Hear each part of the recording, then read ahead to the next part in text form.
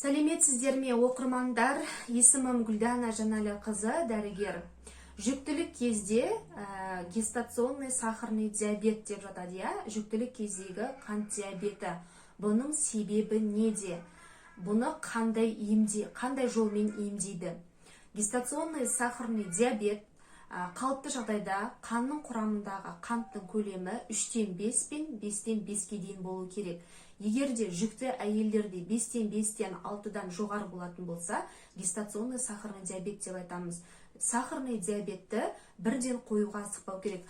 Нағыз қоятын 100%-дық эффективный лабораториялық зерттеу әдісі бұл гликозированный гемоглобин болады. Сізге сахарный диабет деген диагноз қойылатын болса, бірінші гликозированный гемоглобинге қарап, содан кейін ғана сахарный диабет деп айта аламыз. Және де бұл жүктілік кезде емі тек қана инсулин салу болады. Қорқуға болмайды. Инсулиннен қорқамын, бұны не үшін салмаймын деп емес, салып, емделіп, салмақ тастап, дұрыс питанияны дұрыстау керек.